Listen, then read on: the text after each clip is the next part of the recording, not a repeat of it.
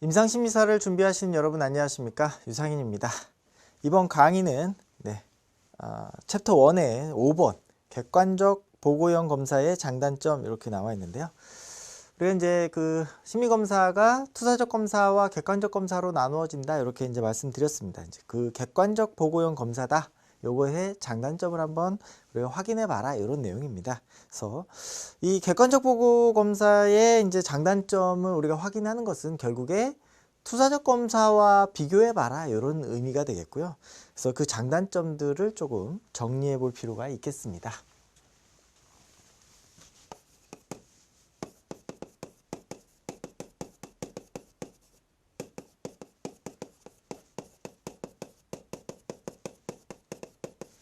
이 얘기는 결국 그죠? 투사적 검사, 투사적 검사와 비교해서 살펴보자 이런 내용이 되겠습니다. 객관 검사 그리고 투사적 검사. 이것의 장단점들을 우리가 확인해 보자. 장단점을 확인해 보자. 객관적 검사 우리 대표적으로 MMPI 있었습니다. MMPI. 투사적 검사 대표적으로 로샤 검사 있습니다. 이 검사들에 대한 기본적인 개념들 여러분들이 좀 떠올리시면서 객관적 검사는 MMPI처럼 1점, 2점 점수로 체크한다. 그래서 나중에 총점을 평가하는 것이죠. 투사적 검사는 그 잉크 반점 같이 모호한 자극을 주고 그것들에 대해서 다양한 반응을 우리가 확보하는 것이다. 이렇게 이제 보시면 되겠습니다. 장점, 객관 검사의 장점은 무엇입니까? 객관 검사 그냥 1번, 2번 체크하면 되죠. 그렇기 때문에 어떻습니까? 실시가 간편하죠. 실시, 해석, 간편하다.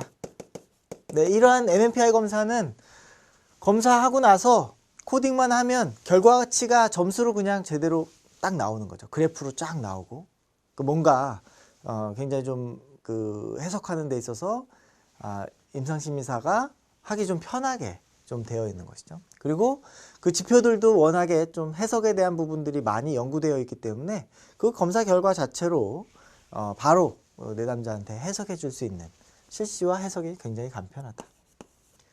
두 번째 우리가 이제 표준화 검사에 해당하는 내용이죠. 타당화가 많이 되어 있기 때문에. 그렇기 때문에 어떻다? 신뢰도와 타당도가 높다. 신뢰도 타당도가 높다. 그죠? 그리고 세 번째로 객관도가 높다. 객관성이 높다. 객관성이 높다는 것은 규준 집단이 마련되어 있죠. 그렇기 때문에 상대적인 비교가 가능하다. 상대적인 비교가. 그래서 객관적이다. 이 내담자의 지금 현재의 기능을 전체 규준에 봤을 때 평균인지 아니면 이상점에 있는지 이런 것들을 평가하는데 굉장히 객관적이다. 왜냐하면 규준 집단을 통해서 상대적인 비교가 가능해지기 때문에. 자, 단점은 무엇일까요? 단점. 검사를 하는데 내담자가 질문에 대해서 다른 대답을 하고 싶어도 대답을 할 수가 없다. 왜? 예, 아니오로만 대답하게 돼 있기 때문에. 예, 아니오로만 대답하게 돼 있기 때문에. 또 PAI 같은 경우도 0점, 1점, 2점, 3점 0, 1, 2, 3으로만 체크하게 돼 있거든요. 그렇기 때문에 내가 좀 이거 아니고 0, 1, 2, 3 그 예, 아니요 이런 거 말고 나는 이거에 대해서 조금 다른 얘기 하고 싶은데 라고 해도 답변을 할 수 없죠. 그래서 다양한 반응은 제약적이다. 제한적이다. 다양한 반응이 안 나온다. 0 아니면 1, 그죠? 예 아니면 아니요. 또는 0점 아니면 3점. 이렇게밖에는 이제 체크할 수 없는 것이죠. 두 번째. 다양한 반응이 나오지 않고 그 다음에 사회적인 바람직성.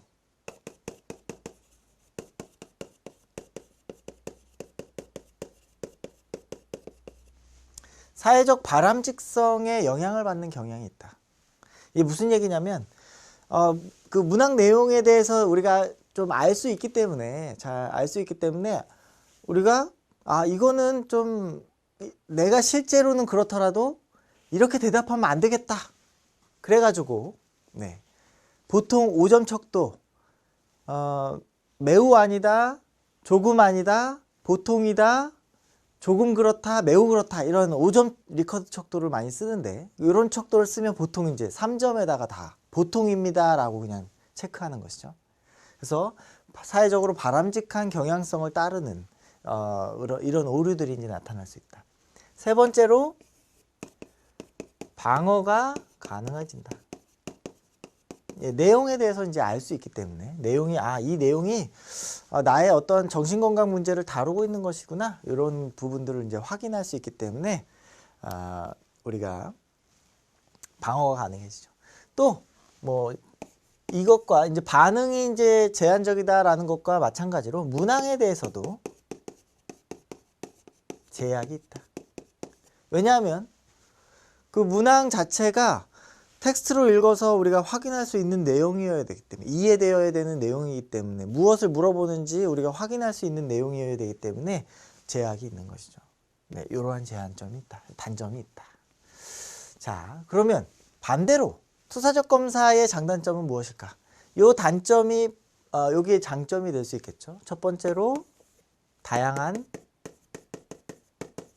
그리고 독특한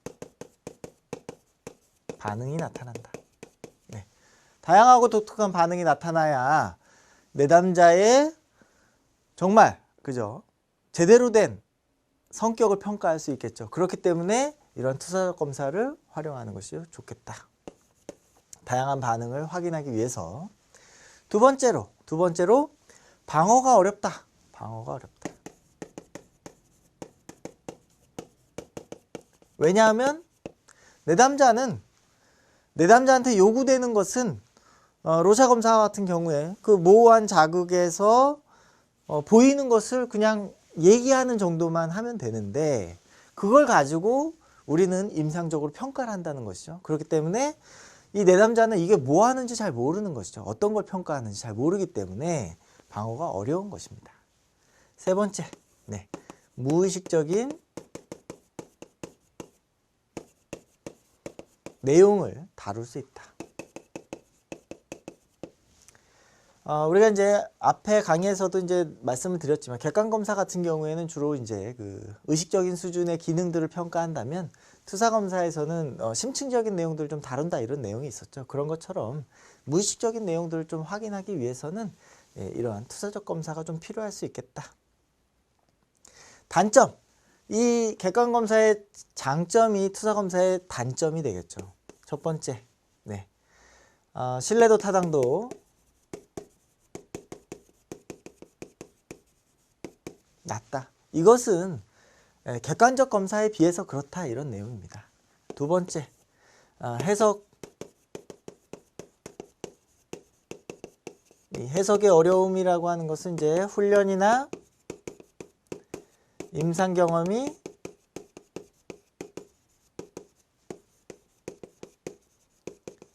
이 검사자가 이것을 충분히 해석할 수 있을 정도의 훈련이나 임상 경험이 풍부해야 된다 이런 의미가 되겠습니다.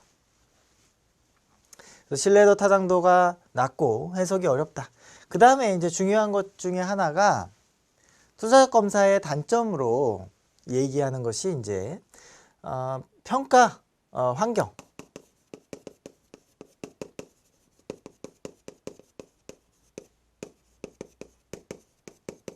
평가 환경에서 굉장히 큰 영향을 받는다. 이게 무슨 얘기냐면 검사자가 누구냐 또는 그 상황, 그 검사를 받는 그 상황이 어떤지 내담자의 컨디션이 어떤지에 따라서 검사 결과가 굉장히 많이 바뀐다.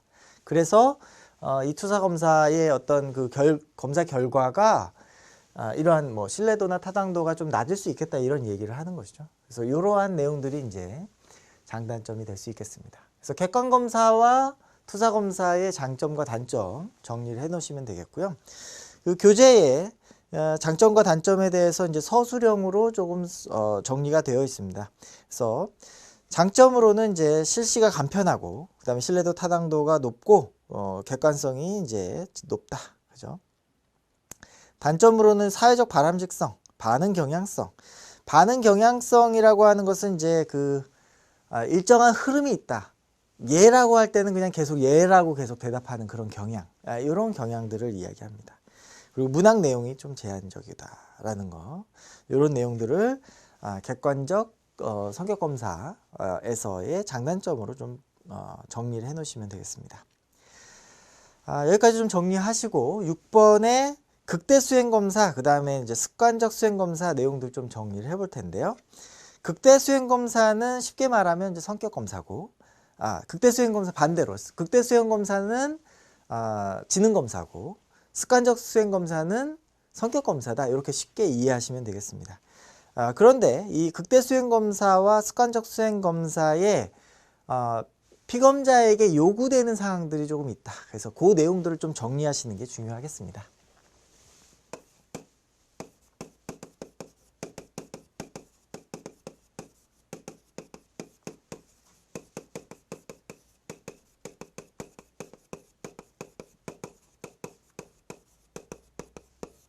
네, 극대 수행 검사와 습관적 수행 검사.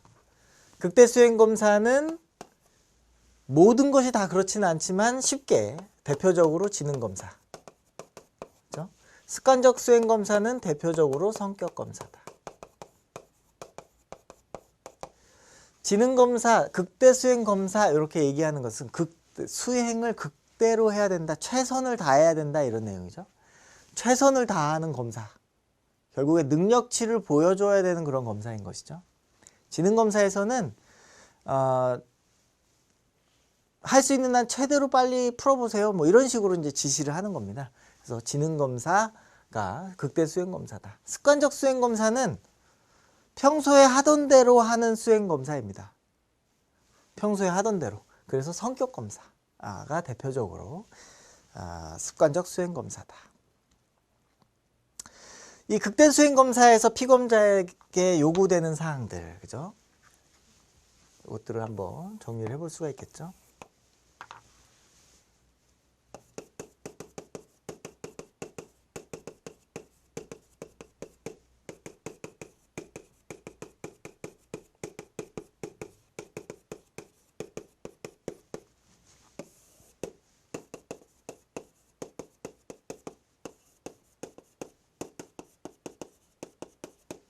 피검자가 요구되는 사항. 피검자는 어떤 태도로 이 검사를 수행해야 되냐 이런 내용입니다. 이 극대 수행 검사는 시간 제한이 있다. 시간 제한이 있기 때문에 어떻게 해야 된다? 빨리 해야 된다. 빨리. 그렇죠? 그 다음에 두 번째로 정답이 있다. 정답이 있기 때문에 어떻게 해야 된다? 정답을 맞추려고 노력해야 된다. 그래서 그렇기 때문에 최선의 노력.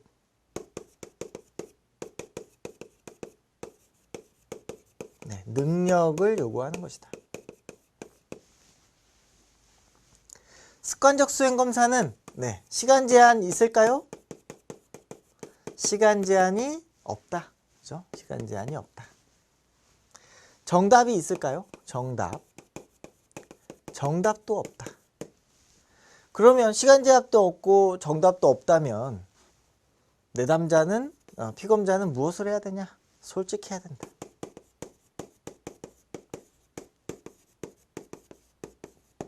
솔직하게 대답해야 된다. 솔직하게 대답한다는 것은 평소대로 대답해야 된다라는 것이죠. 그래서 극대 수행 검사가 하는 지향점은 능력을 평가하는 것이고, 습관적 수행 검사의 지향점은 평소의 어떤 성향을 평가하는 것이다. 이렇게 정리할 수 있겠습니다.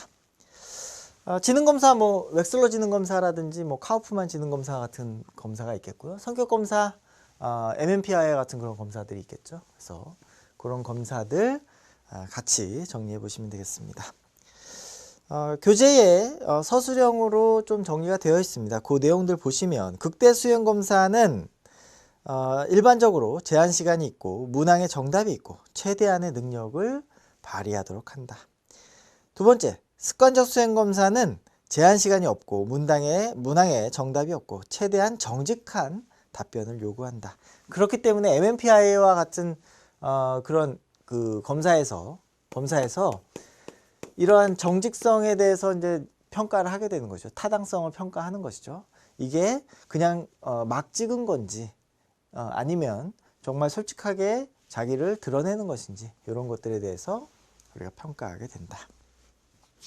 네, 극대 수행검사, 그 다음에 습관적 수행검사 내용 정리를 하시고 다음 페이지 보시면 심리검사의 해석 지침이 있겠습니다.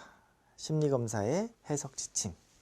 우리가 심리검사의 해석 지침이라고 하는 것은 결국에 이제 우리가 심리검사를 해석을 할 때 윤리적으로 좀 고려가 필요하다 이런 내용이 되겠죠.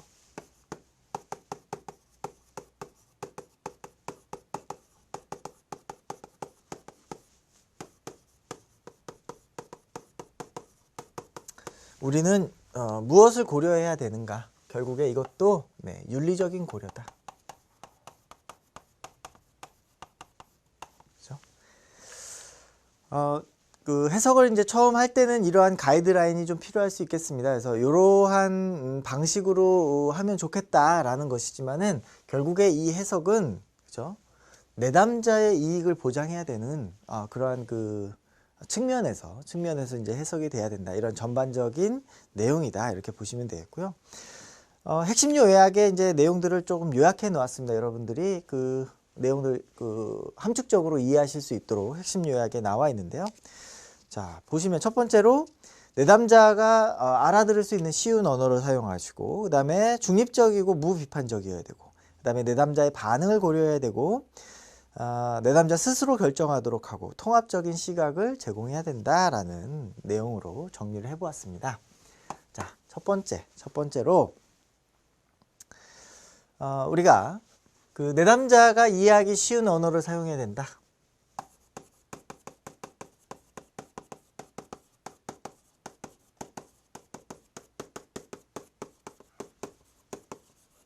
내담자가 이해할 수 없는 막 전문적인 용어를 사용해 가지고 뭔가 굉장히 권위가 있는 것처럼 보여주려고 하는 것이 꼭 중요한 것은 아니다. 왜냐하면 이 해석은 결국에 내담자에게 도움이 되기 위해서 하는 해석이기 때문에 이해하기 쉬운 언어다. 조금 다른 측면에서 보면 그죠? 이 검사 해석을 받는 사람, 그죠? 검사 해석을 받는 사람이 받는 사람의 수준, 그죠? 해석을 듣는 또는 보는 어떤 그 대상자의 수준을 고려해야 된다. 예를 들어서 이 해석을 임상심리 전문가가 어떠한 그 상담자에게 하는 해석이라면, 자문을 하는 정도의 해석이라면 좀 전문적인 용어들을 우리가 조금 포함해 가지고 전문적으로 이해할 수 있도록 얘기해 주는 것도 좀 도움이 되겠죠. 그래서 해석은 해석을 듣는 당사자, 대상자의 수준을 고려해서 우리가 해석해 주는 것이 좀 필요하겠다. 두 번째로 중립적이고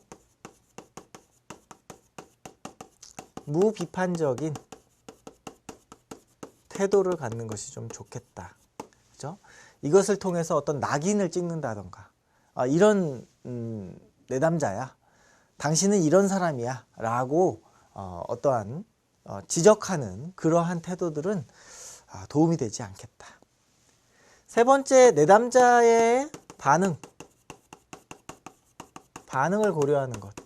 이 얘기는 무슨 얘기냐면, 이 내용을 들었을 때 내담자한테 결국에 도움이 되어야 되는데, 내담자가 마치 이 내용을 들었을 때 너무 충격을 받아가지고 더 자포자기하게 되면 어떡하나, 이러한 걱정들을 우리가 조금 해석하기 전에 좀 고려해 봐야 된다, 이런 내용입니다. 그럴 때는 오히려 조금 내담자가 해석을 들을 수 있을 때까지 좀 기다리는 것도 좀 필요하고, 그렇죠? 이 내용들을 조금 완화해서 이야기할 수 있는 그러한 상담자, 임상심리사의 태도가 좀 필요하겠다. 그리고 네 번째는 스스로 결정할 수 있도록 도움을 주는 것. 다섯 번째로는 통합적인 시각을 갖는다. 통합적인 시각을 갖는다는 것은 이 검사 결과 하나만 가지고 이렇다라고 얘기하는 것이 아니라 이 내담자의 평소에 어떤 인터뷰했던 장면 또는 평소의 행동, 과거의 어떤 그런 정보들을 종합해서 이해해야 된다라는 것이죠. 스스로 결정하도록 한다는 것은 이 검사 결과를 가지고 그 임상심리사가 이렇게 해라 저렇게 해라 하는 것이 아니라 이 결과를 통해서 어떻게 방향을 결정할 것이 스스로 결정할 수 있도록 하는 것이죠. 밑에 이제 유의할 점 이렇게 해서 12가지 정도 정리가 되어 있는데요. 좀 추가적으로 좀 살펴보겠습니다. 첫 번째, 전문적인 자질과 경험을 갖춘 사람이 결과를 해석해야 된다. 훈련이 되어야 된다. 이런 내용이죠. 이것은 뭐 실시에 대한 내용도 마찬가지입니다. 그 다음에 규준에 따라서 해석해야 된다. 중요한 내용이죠. 이 심리검사 해석을 자기가 임의대로 해석하는 것이 아니라 연구 결과 또는 규준에 따라서 객관성이 확보된 자료들을 가지고 해석해야 된다라는 것이죠. 예를 들어서 MMPI에 그 나와 있는 검사 결과가 우리가 보통 65점 이상이어야 유의미한 점수로 보는데 그렇지 않았음에도 불구하고 임상심리사가 이것에 대해서 의미를 부여해 가지고 내담자에게 해석해 준다. 이것은 조금 윤리적인 고려가 필요할 수 있겠다. 그죠? 객관성이 좀 떨어질 수 있겠다. 자, 그 다음에 다른 검사나 관련 자료를 함께 고려해서 결론 내린다. 통합적인 관점을 갖는다. 그리고 낙인 찍어서는 안 된다. 그죠? 중립적인 태도를 갖는다. 자기 충족 예언을 해서는 안 된다. 이것은 이제 결국에 명명이나 낙인 요것과 같은 이야기, 같은 맥락인데요. 자기 충족 예언이라는 것은 내가 이러한 가설을 세웠다면 이렇게 되는 거야 라고 심리검사를 이렇게 아전인수격으로 해석하는 것. 이것을 의미합니다. 그 다음에 검사 결과를 악용하거나 그죠? 해서는 안 되고 반응을 고려하고 이해하기 쉬운 언어를 사용하고 검사 점수를 말해주는 것보다는 이것이 어느 정도 수준이라는 걸 얘기해 주는 게 좋겠다. 이게 무슨 얘기냐면 예를 들어서 지능검사가 있는데 100점이 평균이고 신뢰도에 따라서 그죠? 신뢰 범위가 90에서 110까지는 보통 수준이다 라고 하는 것이죠. 그래서 내담자가 너 IQ가 90이야 라고 얘기하는 것이 아니라 당신의 전체적인 지능 수준은 보통 범위입니다 라고 이야기해 주는 것이 보다 안전하다 이런 의미가 되겠습니다. 자, 그 다음에 10번에 보시면 방어를 최소화하기 위해서 중립적이고 무비판적이어야 되고 스스로 결정할 수 있도록 하고 특히 이제 진로와 관련된 검사를 하고 난 이후에는 뭐 내담자가 임상심리사가 이제 어떻게든 해주기를 바라는 그런 경향들이 있을 수 있는데 스스로 결정할 수 있도록 도움을 주는 것. 그 다음에 검사지의 대상과 용도를 명확히 해야 된다. 이 얘기는 무슨 얘기냐면 규준 집단을 우리가 확인해야 되는 것이죠. 내담자가 만약에 청소년 집단이다. 그러면 청소년용 검사를 해야 되고 규준 집단 역시 청소년 대상자의 규준 집단을 활용해야 된다. 이런 내용이 되겠습니다. 그래서 해석 지침 정리해 볼 수 있겠고요. 우리가 그래서 실시할 때 그리고 해석할 때 이런 윤리적 고려들이 좀 필요하다. 이렇게 같이 정리를 해보시면 되겠습니다. 자, 8번 주제 보시면 심리검사의 실시 목적이 있죠. 실시 목적. 우리가 이제 심리평가의 목적도 우리가 같이 한번 보았는데요. 그 내용들하고 같이 연결해서 한번 보시면 되겠습니다.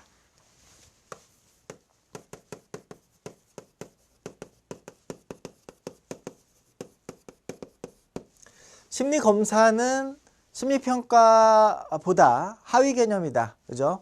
심리평가 안에, 그죠? 심리평가 안에 심리검사가 있는 것이다. 안에 여기에 일부분이 심리검사다. 그렇기 때문에 심리검사의 목적이나 심리평가의 목적은 거의 일맥상통하다 이렇게 이해하시면 되겠고요. 심리검사가 어떤 목적으로 실시하는가, 여기에서의 목적은 실시 목적이죠. 왜 실시하게 되느냐, 임상심리사가 왜 심리검사를 실시하게 되느냐라는 것입니다.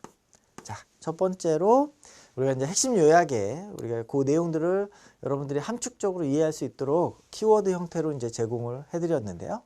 내담자를 이해하기 위해서 심리 검사를 한다. 그렇죠?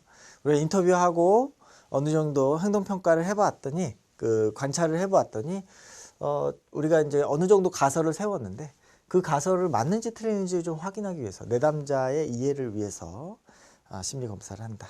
그 다음에 두 번째로 행동 예측. 우리가 내담자를 이해한다는 것은 결국에 이후의 행동이 어떻게 될 것인가를 예측하는 것이죠. 그래서 그 예측을 위해서 심리 검사를 하는 것이다. 내담자를 이해를 하면 이제 행동을 예측할 수 있는 것이죠.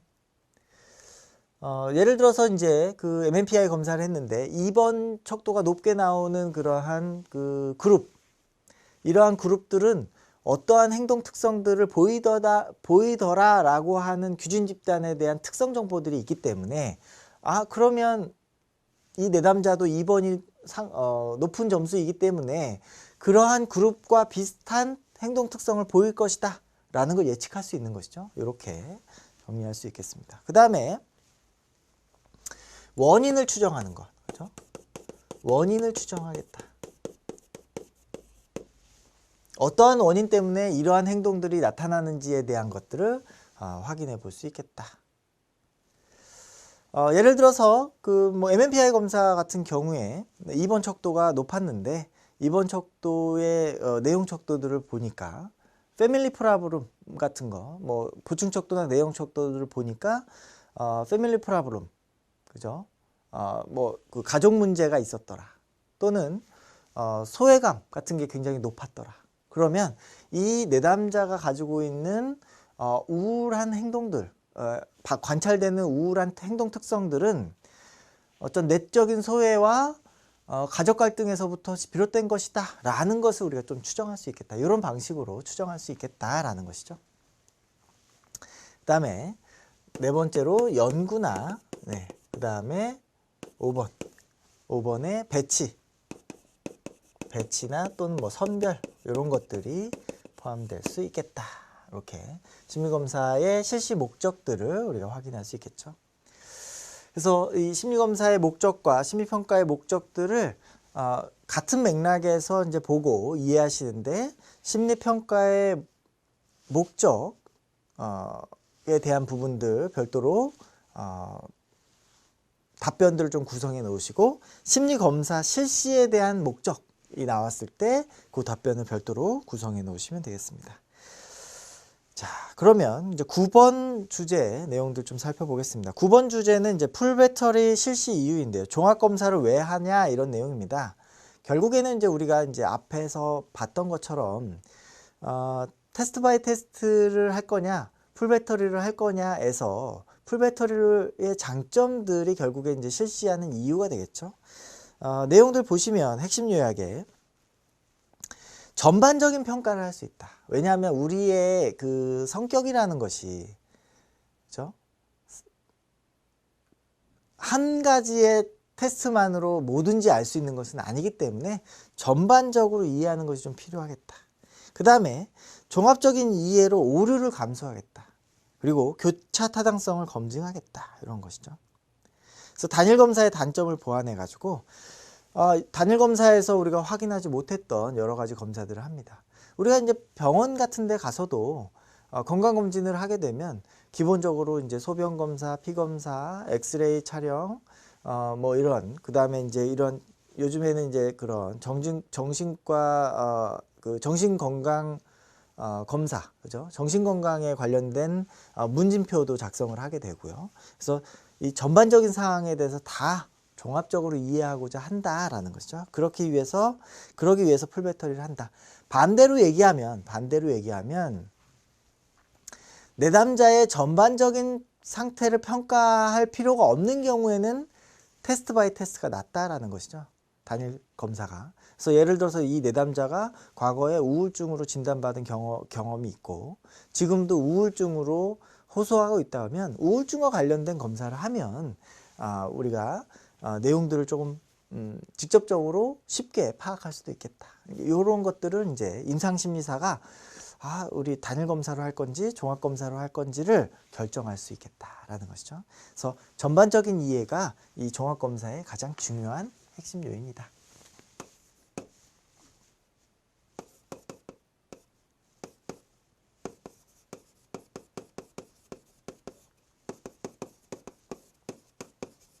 결국에 이것은 종합 검사의 장점 또는 뭐 강점. 종합 검사를 했을 때 얻을 수 있는 이익이 무엇이냐? 첫 번째, 전반적인 이해. 전반적으로 이해할 수 있다. 전반적으로 이해할 수 있다.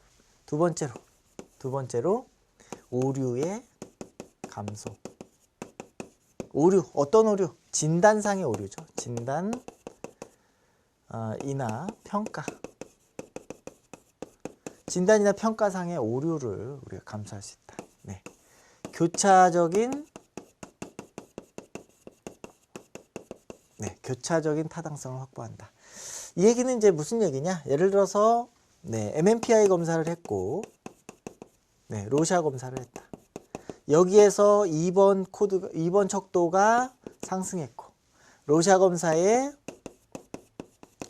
우울 지표가 상승했다. 그러면 여기에서도 우울하고 여기에서도 우울하니까 우울한 것이 맞네 이렇게 이제 본다는 의미가 되겠습니다. 그래서 교차 타당성을 검증할 수 있다. 이렇게 정리할 수 있겠네요. 밑에 그 교재에 나와 있는 내용들 다시 한번 정리해 보면 종합 심리 검사를 통해서 다양한 정보의 수집 이것들을 통해서 개인 심리에 대한 전반적인 평가를 할 수 있다. 그죠? 우리 인간의 정신 또는 심리, 뭐 성격 이런 것들이라는 것은 한 가지만으로 다 알 수가 없기 때문에 그죠? 알 수가 없기 때문에 전반적인 평가를 우리가 한다. 그래서 좀 이러한 그 풀배터리를 임상심리사가 이제 좀 선호하는 경향이 있는 거죠. 왜냐하면 혹시라도 놓치고 가는 부분이 없지 않을까 해서 그런 것입니다. 자, 두 번째, 면접이나 행동관찰, 단일검사로 확인하지 못한 정보들을 종합적으로 이해하고 오류를 줄인다. 반대일 수도 있습니다. 예를 들어서 검사를 했는데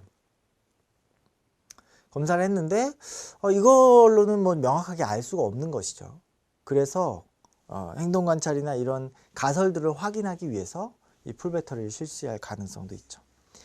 자, 세 번째로 종합심리검사를 통해서 단일검사의 단점을 보완하고 교차 타당성 검증을 통해서 측정 오류 오차를 최소화하는 동시에 정확도를 향상시킬 수가 있겠다. 이렇게 정리할 수가 있겠습니다.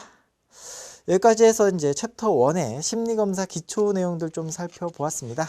우리가 다음 강의에서는 이제 챕터 2의 지능검사 내용들 살펴보도록 하겠습니다. 수고하셨습니다. 감사합니다.